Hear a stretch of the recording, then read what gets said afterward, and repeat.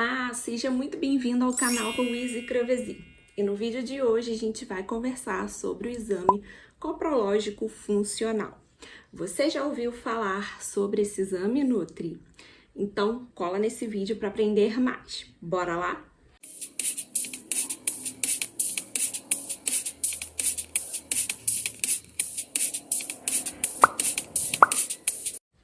Bom, Nutri, com o avanço aí dos estudos e a divulgação, disseminação do conhecimento sobre modulação intestinal, sobre microbiota, sobre esse universo, vários exames começam a surgir com o intuito de auxiliar o profissional da saúde que está atendendo seus pacientes a entender, se o paciente tem disbiose, como fazer a condução desse tratamento, como reverter o cenário de disbiose do seu paciente. Uma coisa é certa, disbiose não é igual em todo mundo. Existem vários tipos de disbiose. Eu vou deixar aqui no card para vocês os tipos de disbiose, um vídeo que eu comento sobre esses tipos de disbiose e a importância de a gente saber, primeiro, se o paciente tem disbiose para poder fazer uma modulação intestinal nesse paciente. E segundo, qual tipo de disbiose, para a gente saber qual conduta tomar, é super importante para que ambos saiam ganhando tempo e também economizando.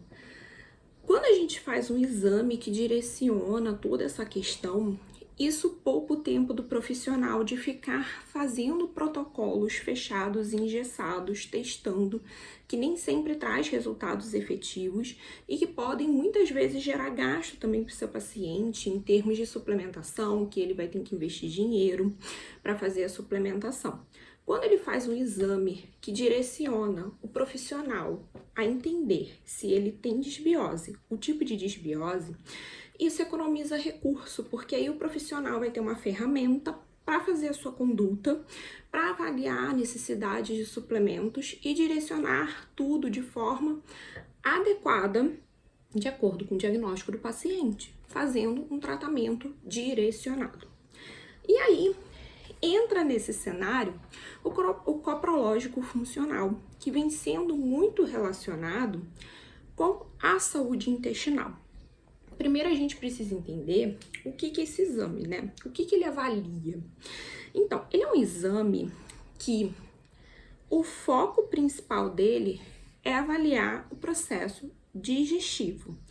Como está funcionando a digestão, desde a mastigação até o processo final, onde a gente vai ter ali a digestão, a absorção e a excreção de elementos nesse trato digestório, que é a principal função do trato digestório. Alguns exames que são mais completos, então a gente tem vários tipos no mercado, tem aqueles mais simples e tem o completão, que vai te trazer várias informações ali interessantes. Esses mais completos, eles podem trazer até informações a respeito de algumas bactérias que a gente pode encontrar nessa microbiota e refletir um pouco com relação ao estado de saúde da microbiota. Lembrando que coprológico funcional é diferente de sequenciamento da microbiota intestinal. São exames distintos, com objetivos diferentes e que vão trazer respostas diferentes. Um não substitui o outro, eles podem se complementar. E aí a gente vai entender um pouco melhor aqui nesse vídeo sobre esse coprológico funcional. Então ele é dividido em várias partes. Ele tem a análise macroscópica, que é pelo olhar do avaliador. Então muitas vezes é uma avaliação mais subjetiva e isso depende muito do treino de quem faz e realiza esse tipo de exame. É como a avaliação de um exame físico que a gente faz nos pacientes. Então, um clássico para a gente avaliar ali uma possível anemia ferropriva é avaliar a mucosa das conjuntivas. E isso é treino. O que para mim pode ser hipocorado, para um outro profissional pode ser ok. Então, quando a gente tem essa subjetividade, a gente pode ter algumas falhas por conta de pontos de vista diferentes dos profissionais. Então, precisa de um treino de quem faz essa avaliação ali no laboratório. E tem a parte microscópica, que vai fazer alguns ensaios, algumas avaliações com técnicas validadas, que vão fazer avaliações ali de componentes nessa amostra para entender esse processo digestório e também questão de algumas bactérias e ver ali como está funcionando a coisa toda. Então, a análise ela começa sempre avaliando o formato, a coloração das fezes, esses parâmetros básicos que já trazem algumas informações e, né, aqui a gente tem vídeo falando já sobre escala de Bristol e eu vou colocar também aqui esses vídeos que traz um norte sobre essas alterações que a gente encontra. Além disso, tem aquela visualização ali de restos alimentares, né? Se esses restos alimentares seriam algo esperado, ou seja, fibras, né, partes alimentares que a gente não consegue digerir, ou se são alimentos ali inteiros que podem indicar tanto uma má mastigação e, consequentemente, uma influência em todo esse processo digestório, que não vai conseguir quebrar o alimento, ou até mesmo alguma falha em algum outro ponto desse processo digestório, né? Então, a gente consegue ter uma visão dessa digestão. Depois, parte-se para uma parte mais microscópica, onde vai se avaliar ali a questão de sangue oculto nas fezes, por meio da presença de hemácias, ou por reação ali com a coloração, e isso a dieta pode influenciar e dar um falso positivo. A gente pode avaliar, então, a presença de, por exemplo, fibras musculares inteiras, indicando ali um processo de má digestão proteica. A presença ali de carboidratos mal digeridos, de gordura. Tudo isso tem avaliações validadas que vão identificar, então, o processo de digestão e, consequentemente, da absorção também desses nutrientes, né? Que são os macronutrientes ali que a gente deveria de digerir e absorver e não encontrar no produto final desse processo digestório. Isso é um elemento que nos traz alguns insights em termos de microbiota. Aqui eu comento sobre a questão das proteínas. Quando a gente não digere bem, isso pode levar ao aumento de algumas bactérias com características mais pró-inflamatórias. Então, esse poderia ser um direcionamento de repente, um paciente que tem mais sintomatologia, de que ele pode ter uma disbiose.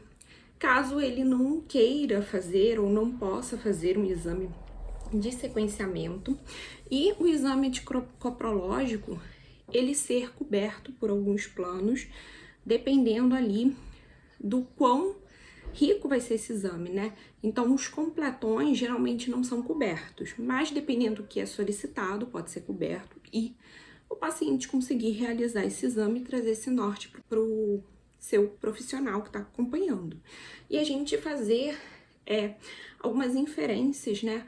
Algumas extrapolações baseado nesse processo digestório. Como eu comento, a digestão é um ponto importante no pilar da modulação intestinal.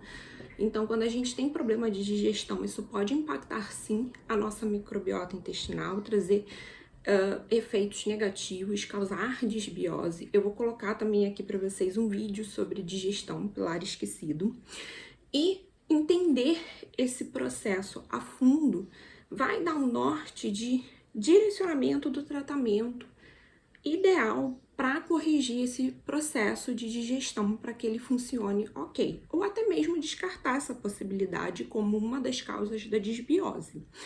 Segundo ponto é que, como eu comentei, ele é um exame que consegue fazer uma avaliação mais superficial da microbiota comparado com um sequenciamento. Então, por meio da coloração ali, a gente consegue identificar bactérias gram-negativas, gram-positivas, consegue-se avaliar algumas bactérias mais patogênicas, com essa característica mais pró-inflamatória, e a partir daí a gente entender um pouco como funciona essa microbiota, se há uma disbiose, se a gente tem mais bactérias pró-inflamatórias, se a gente tem alguma alteração.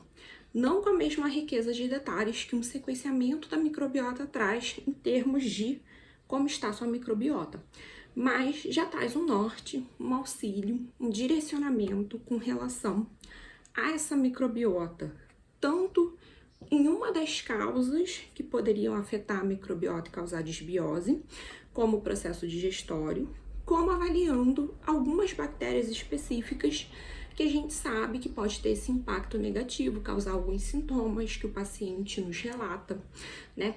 E isso dá um norte para o profissional tratar o seu paciente de forma mais direcionada.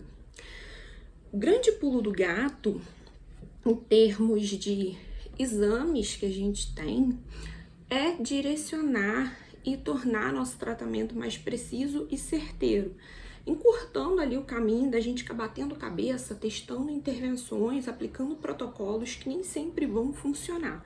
Então, o coprológico funcional, ele é um exame que ele não vai te dizer se o paciente tem desbiose, mas ele pode te dizer se o processo digestório pode ser uma das causas de desbiose ou futuramente causar um problema com uma desbiose, dizer quais enzimas são interessantes a gente suplementar ou corrigir nesse processo digestório, porque às vezes pode ser um problema de mastigação, começando lá no início, e não necessariamente de ausência de enzimas, né? Ele vai direcionar para essa questão de, quando completo, algumas bactérias que podem estar desequilibradas e que podem ser alvos de tratamento, para que a gente consiga ajudar o paciente da melhor forma possível. Bom, Nutri, esse vídeo é um vídeo mais para falar um pouco sobre esse exame que existe e esclarecer a funcionalidade dele. Muitas vezes a gente vê várias informações na internet falando para se utilizar esse tipo de exame para diagnosticar desbiose, que ele é um exame mais barato que o sequenciamento, que ele substitui o sequenciamento, mas não é bem assim. Da mesma forma que um hemograma não substitui alguns parâmetros mais específicos sobre o metabolismo do ferro para a gente identificar precocemente deficiência de ferro, antes de se instalar uma anemia, que é a doença oriunda ali da deficiência de ferro, o coprológico funcional, ele também não substitui o sequenciamento da microbiota intestinal. Eles são complementares. A gente não precisa solicitar os dois ao mesmo tempo. E a gente pode utilizar um ou outro, dependendo do objetivo do que deseja ser investigado.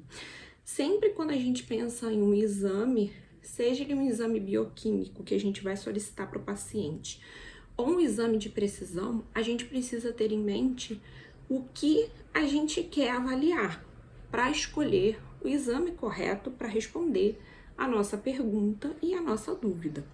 Então, esse vídeo é mais para explicar um pouco sobre esse exame, não em maiores detalhes, não como interpretar, mas para que serve, para que você tenha consciência de que momento e para quem pedir esse exame e entender que ele não substitui o sequenciamento da microbiota intestinal. Eu espero que você tenha gostado desse vídeo, deixa seu like se você gostou e a gente se encontra no próximo vídeo. Um grande beijo, tchau!